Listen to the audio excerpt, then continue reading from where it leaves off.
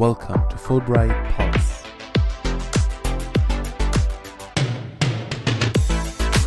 In this episode, Dr. Juliane Kronen is our guest.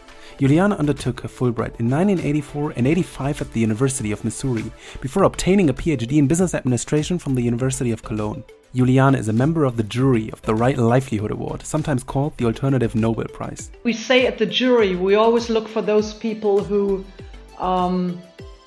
do not only have the solution, but actually also change the conditions and challenge the conditions. We talk about its mission. It shows the horrible things going on, but it also shows what courage and people really can change. Some of the inspiring laureates, including Krishnammal Jagannathan. 20 years of resistance, resilience, being imprisoned, but always saying, no, I don't accept this exclusion of a large group of people who can actually lift themselves out of poverty. And the impact of the award. But one of the really sadly needed effects of the award is that it gives protection to the laureates. We have a couple of examples. For example, Helen Mack, who was the first one to put members of a death squadron in Guatemala to court for having killed her sister. She was under tremendous threat, and when she returned from the award ceremony in Stockholm, the police chief in her village said, now you are untouchable. We also talk about her transition from being a partner, directing manager and executive at Boston Consulting Group. I mean, what you learn in consulting is to think in robust steps, to think in, the typical question always is, what are we going to do different next Monday? And you become quite fearless because you know how to tackle insecurity. To becoming a social entrepreneur and founder of the Non-Profit Organization Innatura. And that is the moment when, you have insights you cannot ignore. You cannot choose. I mean, I felt I could not choose to say, forget about that, earn a decent lot of money, and I simply ignore that. I couldn't do it. I mean, how often in your life does somebody give you a lever in your hand and say, here is something you can do for the whole industry? We find out more about Innatura. We did a calculation that brand new consumer goods worth over 7 billion euro are being destroyed every year in Germany alone. Oh. And we started to look, how should a model look like? And that time they sent diapers to Prince Charles. I'm certain you'll enjoy this episode with Dr. Juliane Kronen, interviewed by Mohammed Kari.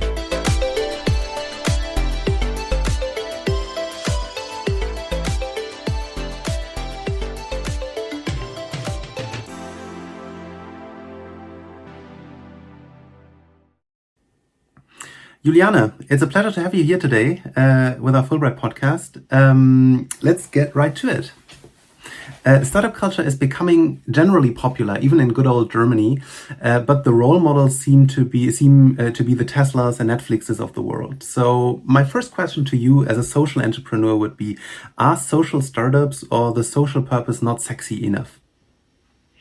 Actually, I think they're even more sexy than many of the conventional for-profit startups. Why? There's an increasing landscape of social enterprises being started. There's a new openness in the government to think about innovation, social innovation, actually, not just technical innovation.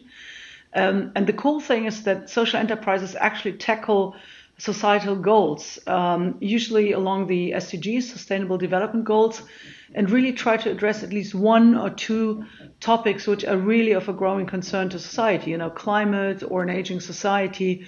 So I actually think in terms of creating an impact for society rather than just for your checkbook is something which can be really sexy. I mean, the thing is, the visible ones you just quoted, they're just the tip of the iceberg, and they are the companies where you can really make a lot of money.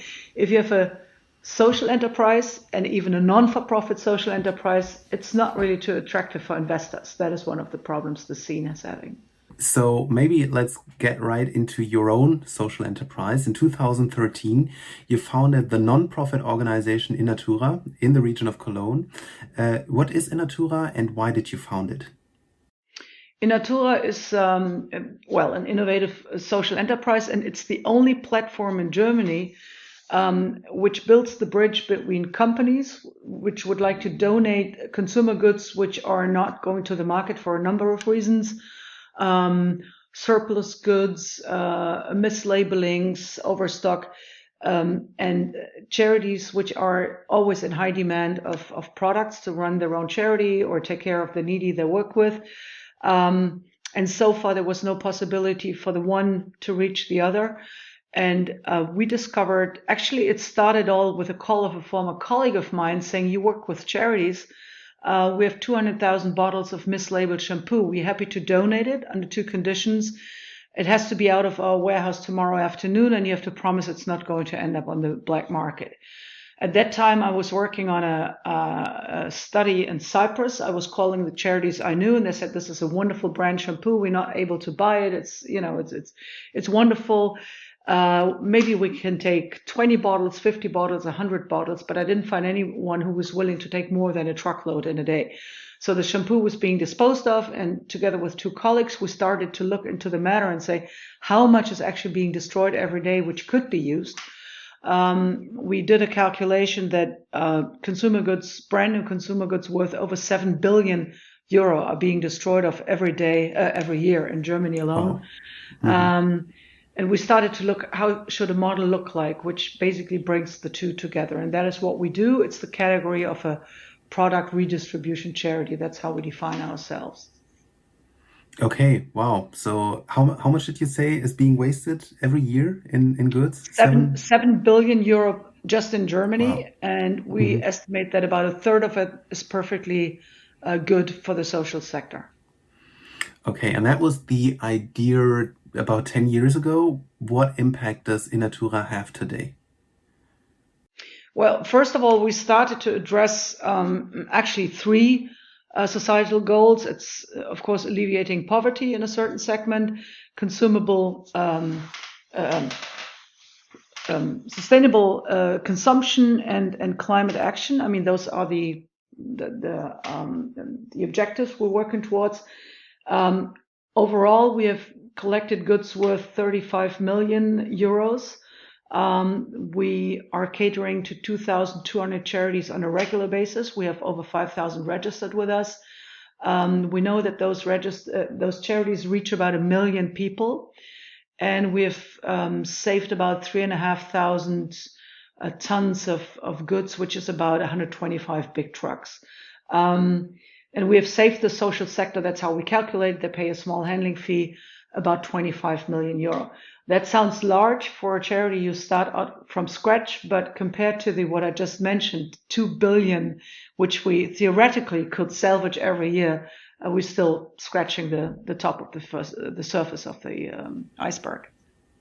I see. If I got it correctly, you just said that Innatura has 5,000 charities in Germany that receive donations, right? So where you collect we have 5,000 registered, which can actually, and we have 2,200 ordering with us. You know, many sign up and say, well, let's see whether they have the right products, for example. And basically any charitable organization in Germany or tax exempt, that could also be a church, kindergarten, it could also be a community refugee shelter, they can order with us. And in most cases, they can actually also bring products abroad for their own projects abroad.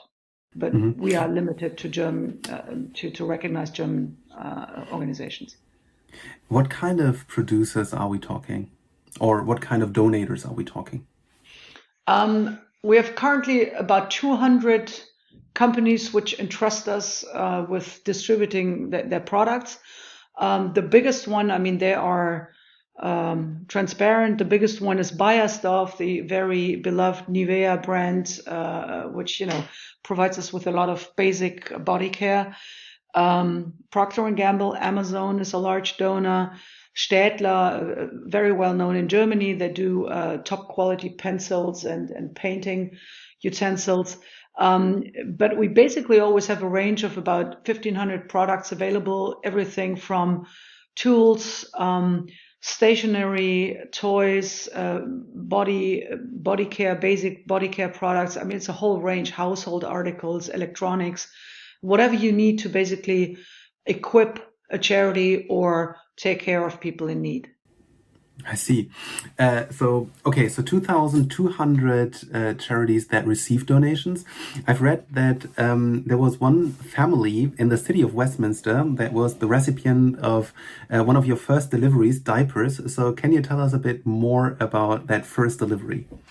Yeah, I mean, actually, it was not quite in our statutes because, as I said, we can give only to charities in Germany. But the specific situation is that we did not invent this model. We looked around and we said, here is the problem. How would a platform have to look like that basically connects charities with potential donors? And we discovered In-Kind Direct in the UK, which had been founded by the Prince of Wales himself by now over 25 years ago. And we started discussions with In-Kind Direct, and we said, well, actually, we would like to do something like that in Germany. And they said, great idea. We were thinking about doing, supporting charities in other countries. And we're willing to ask the prince whether he would like to be the patron for that. And the prince agreed. We were very honored that he said, well, I'm happy to be your patron. And when the first 3 truckloads with diapers arrived in our warehouse, that was in July 2013, just about a week after he had become a grandfather for the first time and Prince George had been born, we sent one, actually out of the first pallet, we sent a package of diapers to Clarence House and said, Your Royal Highness, thank you for being our patron. We just want to let you know we are now operational in business, and should your grandson come over, you always have something handy. And he wrote us back and he said, thank you very much, and said, actually, this is organic cotton. We didn't even realize, that it was those diapers were made of organic cotton. And he really takes a lot of interest in how we're doing. He asked specifically, how could we help during COVID? Does the floodings in Germany affect our work? And every, I would say, about 18 months, 2 years, we see him personally with our most important donors, which is always, of course, a very special event. You just spoke about the floodings. Can you tell me a bit more about how did it affect your work? Well, the first thing we did is the day after we realized that something really, really awful and had happened in new dimensions, and that many people really had been affected. We responded immediately and said, we don't need charities to register online and send us their digital proof of charitable status. I mean, you don't have to be cynical when people don't have any infrastructure. So what we did is we allowed to be contacted and to be registered and ordered by telephone. The second thing is we did a donation drive with our donor companies and together with a national association for e-commerce dealers, and said, look, here are the products which are being needed right now. Canisters for drinking water, airtight containers, clothing, tents, blankets. I mean, there was a big component of emergency relief as well. So we really tried to get those products into the warehouse.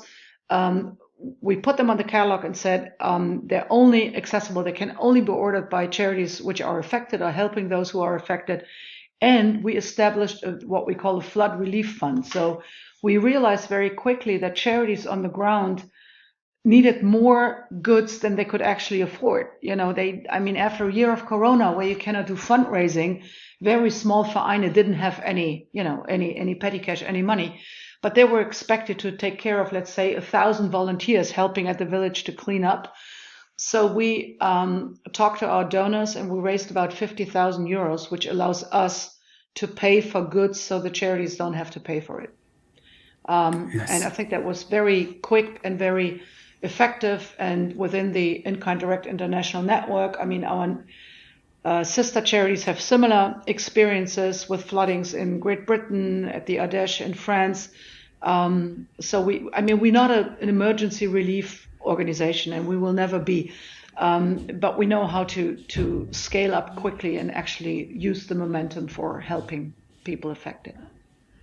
I see. So what are the main challenges you are facing with Innatura, and how do you deal with them? So the biggest challenge is to always have our core range of goods available, sufficient quantities. I mean, currently rapid testing, for example, those things go in large numbers. Toys would go in school supplies. They would go in much bigger quantities than we have them. So we build up donor relationships.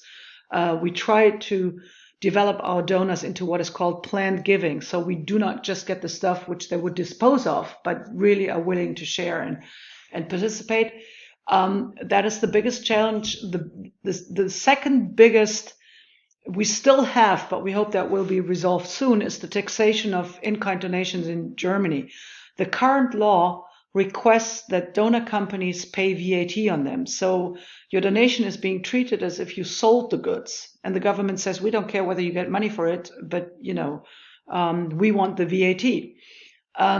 Which means, in consequence, that for most donors, it's more expensive to donate than to dispose of goods.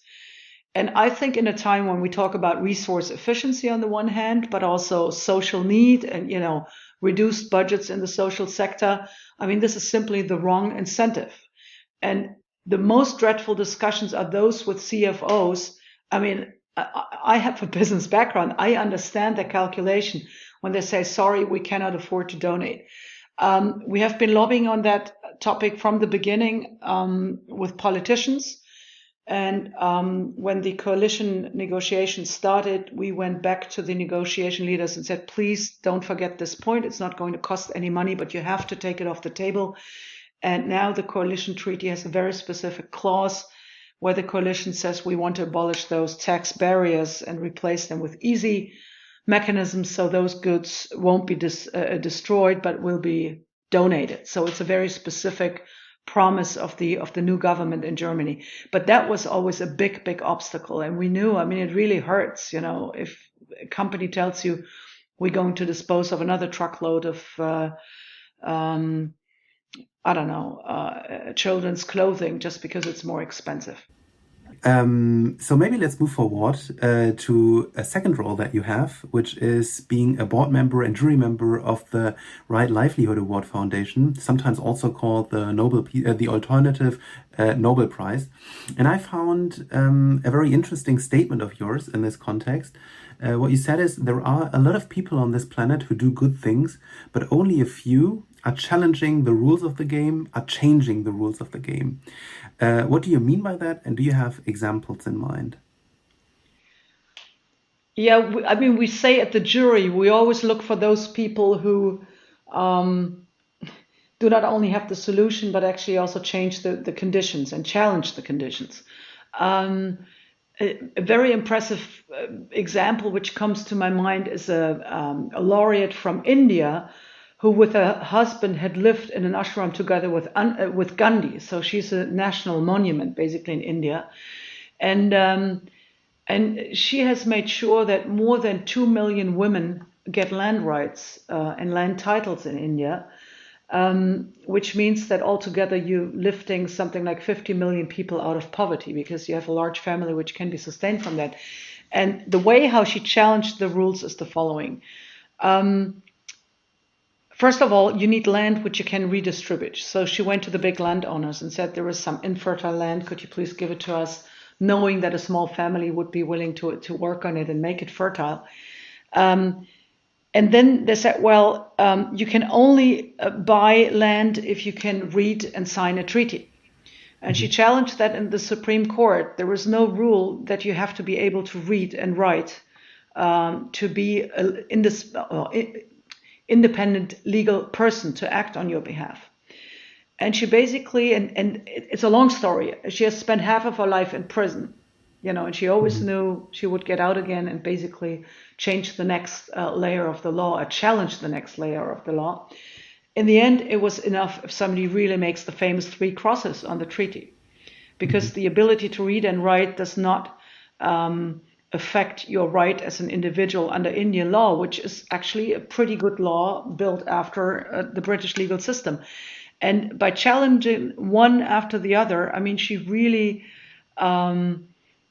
secured that people without reading and writing can become landowners and actually create a sustainable livelihood for themselves and their families. I think that's an incredible game changer.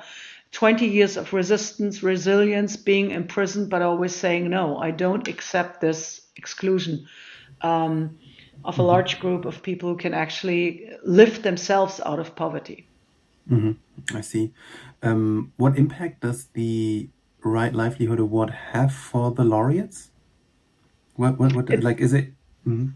yeah, it's several. I mean, first of all, many of them become better known through the right Mhm. livelihood, and being better known helps in a number of reasons. It's easier to raise funds. You get more support for your work. You can pinpoint a specific problem on this planet. But one of the really sadly needed effects of the award is that it gives protection to the Mhm. laureates. We have a couple of examples. For example, Helen Mack, who was the first one to put members of a death squadron in Guatemala to court for having killed her sister. She was under tremendous threat, and when she returned from the award ceremony in Stockholm, the police chief in a village said, "Now you are untouchable," because with all the Mhm. prominence, with all the visibility, they are. It simply gives them protection. I mean, René Ngongo from Congo, who has a small environmental organization, had been fighting the big logging treaties or the big logging activities in Congo. And I mean, his organization had been raided by the government and everything. And when he got the award, the Congolese newspapers would title Le Premier Nobel pour le Congo, and where really took really pride. He has been received by the prime minister and actually is now a very reputable sparring partner and actually influential person in environmental rights in Congo. It's one of the things the award simply does. I see. And I've seen that several people who received the Livelihood Award later also received the Nobel Peace Prize. So I would say it seems like yeah, there is some evidence. This is some evidence for the quality of the selection process. So maybe you want to tell me like how the selection process looks like. How is decided who in the end like will be the laureate? Well, I think one of the specific or the special characteristics is that everyone on this planet can nominate anybody except for the board members. But it's not like with a Nobel Prize where it's only parliamentarians or head of states who can propose people.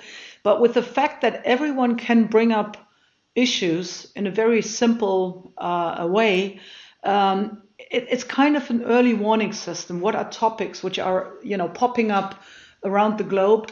And actually, currently is the nomination phase until the end of March. And as I said, anyone can nominate anybody for their achievements. And we look for, then of course, we do some research, try to talk to the candidate. We try to scale or weigh the scale of the work very early in the beginning. Is it just good? Is it also, is it working on challenging the conditions? Is it scalable? Is it an organization which, is independent of the founder, for example? Do they pay fair wages? I mean, there's a whole range of criteria. But what we then do is we prepare a big report. It's really big, which goes out to the jury. And then we have like a 3 or 4 step retreat for a couple of days where we narrow down the number. And honestly, we always have to make tough choices. And we always, if you go through those 600, 800 pages, we always feel like it's the horror of the world you see, but also the creativity and all the healing the world can provide. So the examples, I mean, the issues are going from genocide to, I mean, everything you can imagine. But it's both. I mean, it shows the horrible things going on, but it also shows what courage and people really can change. And then in the end, we narrow it down usually on 3 or 4 laureates. I see. I found it interesting what you just said about the early warning system, and was kind of like in the first moment, on the first glance of the list of laureates of the past years, I was actually a bit shocked how often the US would come up. And whenever I would look into it, turn out that this was always a good setup for like an Aaron Brockovich movie, because like it was always about like some large corporation, I don't know, wasting oil or like disposing oil in some non-ecological way, to put it friendly. So I was actually yeah, found it interesting what you said about this early warning system, and a bit Yeah, shocked Rob that you Billet. wouldn't I need. mean, the movie came out. They called him the Aaron Brockovich of the chemical industry. I mean, he's just incredible. And the thing, what he has been doing is scalable. or Edward Snowden. We didn't give him an award as a US citizen, but protecting citizens' rights, together, by the way, with Alan Rusbridger, the editor-in-chief of The Guardian at that time. I mean, those are guys who, let's say, show their patriotism in a very special way of challenging the rules and challenging what's happening in their own country. I mean, they're just great. Yes, yes. Very I mean, inspiring. Paul Walker, I mean, who worked together with Gorbachev to get rid of chemical weapons and to really clean up the stockpiles of the Cold War. I mean, that's incredible. And he worked what they call across the aisles in Congress, which is something which unfortunately doesn't happen anymore. You know, working together to clean up this really lethal heritage in your backyard. Very inspiring list of humans. If you just scroll down scroll down through them, so I can recommend that to everyone listening to the podcast. Moving on. Before founding Innatura, you have been a partner and managing director and executive at Boston Consulting Group, of course, one of the most renowned strategy and top management consulting companies. On first glance, to be honest, it seems a bit like a contradiction to first have a skyrocketing career in strategy consulting, where the goal, if that is allowed to say, is basically maximizing profitability for the client's shareholders. Set aside all cliches, I guess people could say that is definitely something that a strategy consulting company is hired for. So maximizing profitability first, and then found and grow a non-profit organization. Is it a contradiction? No, it's not. And actually, many actors in the field, social enterprises or charities, have a background in classic strategy consulting. Some of them, there's the typical, what they call the mid-career change, where people say, well, I would like to focus on something which I find more meaningful. That was not the motivation in my case. I mean, I love consulting. I loved that. It's not for tweaking the dividend of a share, but really understanding business models and understanding how a company works, how customers work. I've worked a lot in the telco industry. How does a telco really work? What happens when you hit a button on your phone? I thought that was fascinating, but in that case, I mean, the topic just fell on my feet. I mean, you get this call, you look into the topic, and then you realize it's a huge problem. But at the same time, there is also a solution which is already working. There's a proof of concept, and the Prince of Wales says, "I'm willing to be the patron for that." And the question is, how often? And it's a lever which basically helps a whole industry, the charity industry in Germany, a whole sector. I mean, how often in your life does somebody give you a lever in your hand and say, here is something you can do for the whole industry? And the other thing is, when I had realized that every day perfectly good products are being disposed of, although they are being needed somewhere else. And that is something I had already been doing research for the Right Livelihood Award at that time. And you realize when you travel, I mean, I did research in Chad and Congo, you realize there is enough on this planet for everyone. It's just a matter of, unfair or bad distribution, bad allocation. And that actually struck me when I came across the topic with the 200,000 bottles of shampoo. And we have another laureate who said, every day we don't use the sun's energy, it's being wasted. And that was the thing. We had talked to companies who said, when will you start? Are you thinking about really doing it? Because we have disposed another 10 truckloads. And that is the moment when, you have insights you cannot ignore. You cannot choose. I mean, I felt I could not choose to say, forget about that. We have a solution. We have a model how that could work. But actually, I would like to keep working on with charities, with for-profit companies, earn a decent lot of money, and I simply ignore that. I couldn't do it. Maybe someone else would have been able to do that. But that was the point where a topic finds you. It was not me looking for, a cool business plan and a mid-career change. And the question is it a contradiction? No. I mean, what you learn in consulting is to think in robust steps, to think in, the typical question always is, what are we going to do different next Monday? And you become quite fearless because you know how to tackle insecurity, how to deal with insecurity and when insight involves. And that is something you don't learn that much in a rigid, large company. So being fearless and saying, I've touched a lot of topics from, treaties to, yes, laying off people, it's a pretty vast repertoire of experience you have. Actually, I think it's a very good preparation for founding a company and actually developing an organization which has rigid goals, objectives, and develop it towards that. I never found it a contradiction. Actually, when I think through my biography, it felt like all pieces fell into place, and both. Having grown up in a medium-sized company at home, I mean, I drove a fuel truck when I was a student. It's great to have the license for hazardous goods when you discuss with the logistics. We talk about top board members of large companies. And I felt, and also, the experience with Fulbright alumni and other charities, it all fell together and it basically all found its perfect sense in Innatura. So I don't find it Kierkegaard says you can explain life only in hindsight, and I think that is, I think it's a good example. I would have never thought. My PhD advisor said, when I started Innatura, he said, I always knew you would start a company. What I didn't know is that you had to turn 50 before you did that.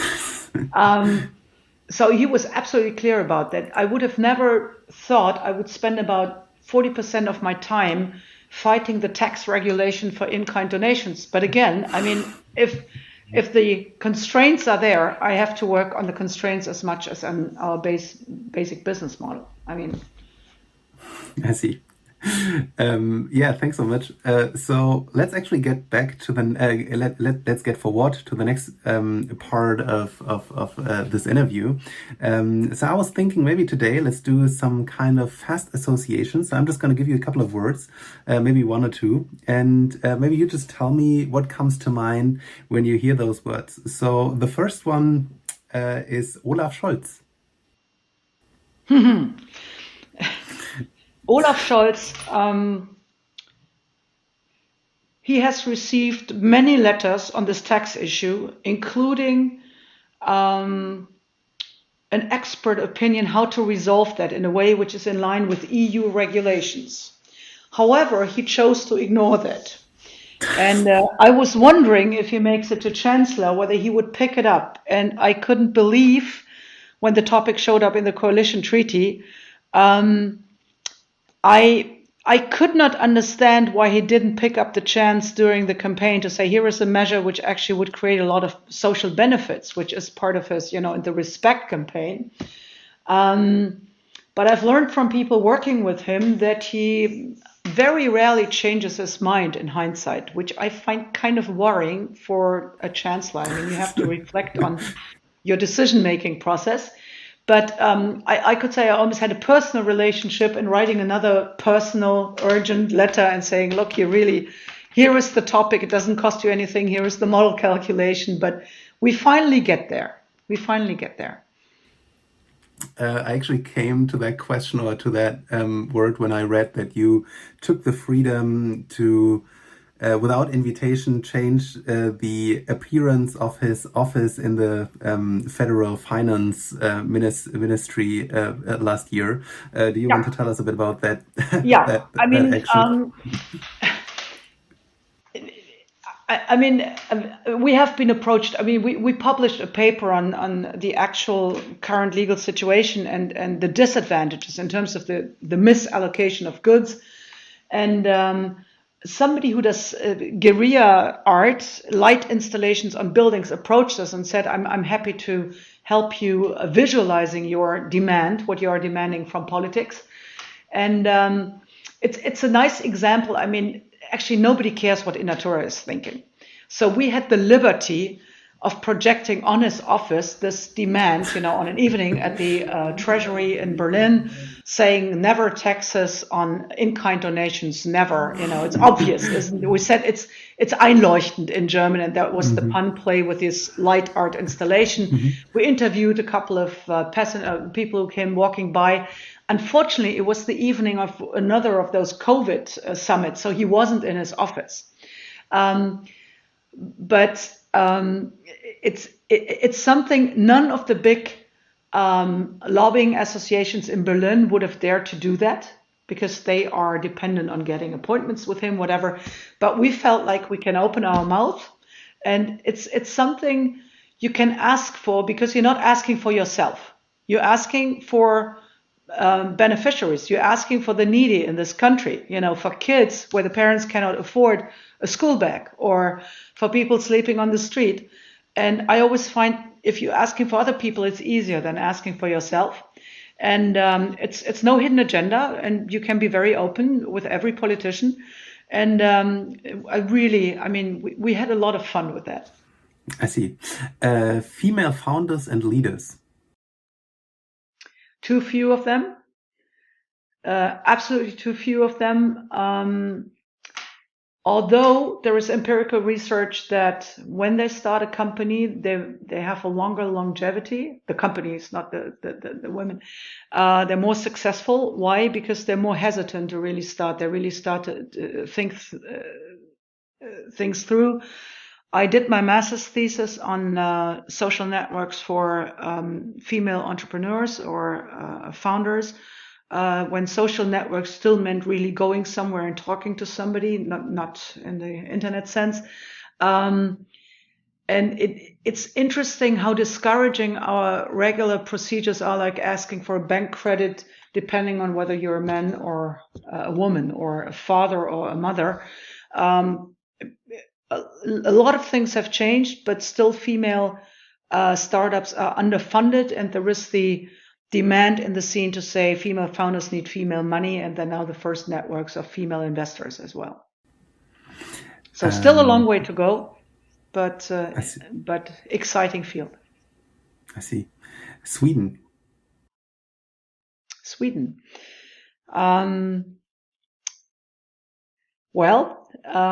I wouldn't say my second home, but a country I think we can learn a lot from. Very innovative when it comes to gender equality, way ahead, and happens to be the home of the Right Livelihood Foundation. And I've been approached of being asked whether I would like to represent the Kingdom of Sweden in North Rhine-Westphalia, because of those strong ties with Sweden and the Swedish Parliament, actually, where the award is being awarded. And so I became an honorary consul for Sweden in 2018. And I have all the consular duties of taking care of about 5,000 Swedes in North Rhine-Westphalia. And should the king or queen ever come to North Rhine-Westphalia, then I think I'm the one who has to take care of the taxi and carrying the bag and everything. No, but seriously, it's a lot of fun, and it's one of the things you keep learning every day. I was not too familiar with the Vienna Convention on what consuls do and diplomats do, and it's very different.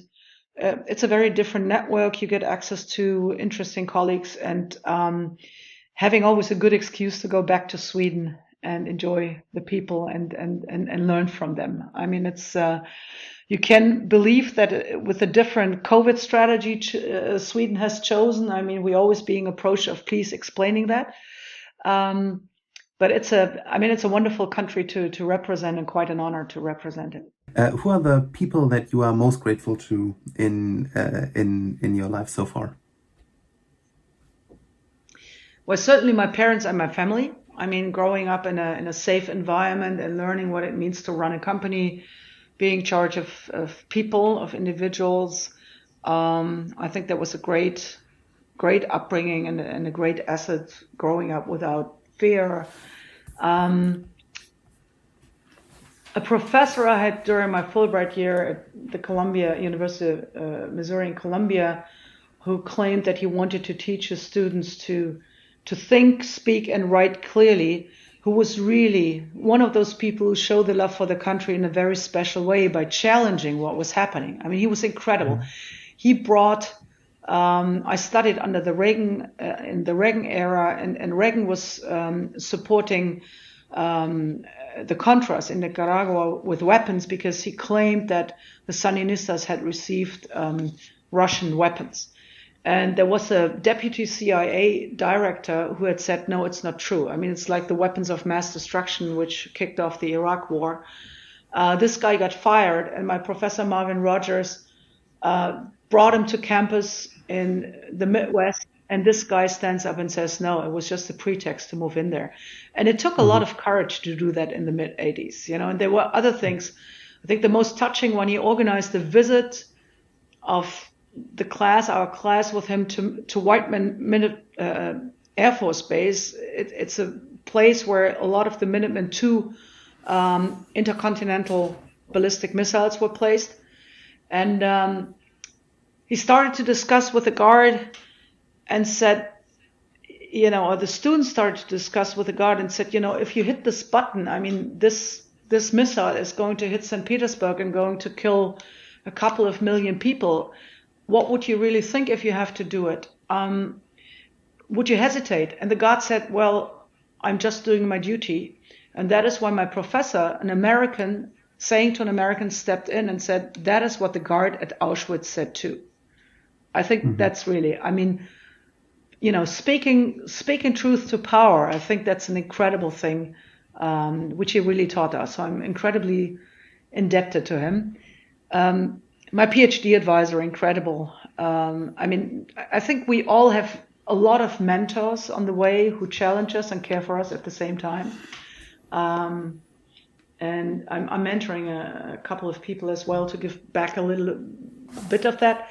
But I think, I mean, those are just the ones coming to my mind. But I think there are many people who help us on our way. Why did you apply for a Fulbright scholarship in the first place, and what influence did this time have on you? Well, I graduated from high school in 1982, and if you wanted to get abroad, there were two options: the Fulbright program or the DAAD. And in my family, when I grew up, we had a very strong affinity for the U.S.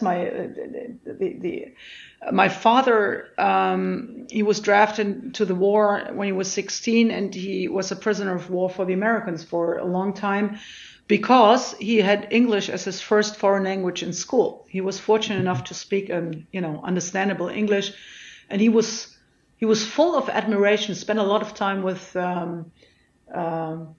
American soldiers as an interpreter in the kitchen. So his time as a prisoner was obviously not as hard as many others. He fell in love with the music, with the jazz and everything. So a big affinity with the US when I grew up. So it was absolutely clear I want to go to the US. And as I said, there were no other possibilities. I mean, I have 3 nephews who are all studying or almost finished. The wealth of programs and opportunities by each school and each university. I mean, it's wonderful, the opportunities you have. At that time, there was nothing else, so I applied for the Fulbright. How did it change myself? I think the total immersion approach, and I did a full year, and I was able to do a bachelor's, or the last year of a bachelor's program with a graduation in that time. I mean, I was 20. And for the very first time in your life, I mean, somebody drops you somewhere on a place you've never been before and says, make yourself feel at home. And I think this is a fundamental experience. It's not, and again, without internet, without phone calls you could pay for, you're completely out there on your own. And I think that's the most fundamental experience in my life. And I know from the fellow Fulbright alumni, they all would subscribe to that. It's very different when you go as a professor on exchange program. If you take your whole family, take your whole household, it's very different. But it's a profound experience. And I think it's also the first time when you realize that you are a foreigner yourself. It's something you've never thought about. And this thing of, make yourself feel at home, and you have to, tackle all kind of things, including getting a degree. That was really, I mean, that was incredible, and I'm still incredibly grateful for that experience. And one of the reasons why I helped to launch the America House in North Rhine-Westphalia, when the last official U.S. Run America House was being closed down, is of course the idea of saying it's a way of being able to give back a little bit. And I think that's a feeling of gratitude. I think 99% of all Fulbright alumni share and actually are willing to contribute even now to the transatlantic relationship. And I mean, and Fulbright made it very clear that the relationship and friendship between people happens when individuals meet, and it's not it's not an abstract thing. So I'm still incredibly grateful for that experience. Perfect. And Thank you somebody so puts much. a bet on you, I mean, you're 20, you have good grades and do whatever, but somebody says we're willing to spend at that time 40,000 euro for a year on you. I mean, that's a big bet and it's a big responsibility. And you think, my God, it's, is it, me? I mean, there must be other people who are much better and more deserving that, whatever. I found that was it's a signal of trust, and I think it makes us grow and it makes us being aware of responsibilities. And I think it was just a big push forward in my personal development as well. And one of the things I've learned, and maybe that also connects to Innatura, what I've always admired in the US is that people take the initiative when they see there's an issue or there is need or people are in need, and really not wait for the government, but really, help themselves, which is, of course, the downside of the fact that the government itself doesn't help as much as here. But this not talking, just doing to change things, I think that is an attitude which I really, which I saw and which I think is helpful, and maybe part of that shines through in what I do with Innatura as well. Perfect. Thank you so much for this fantastic episode, Juliane. It was pleasurable to have you, and I wish you all the best with Innatura. Thank you very much.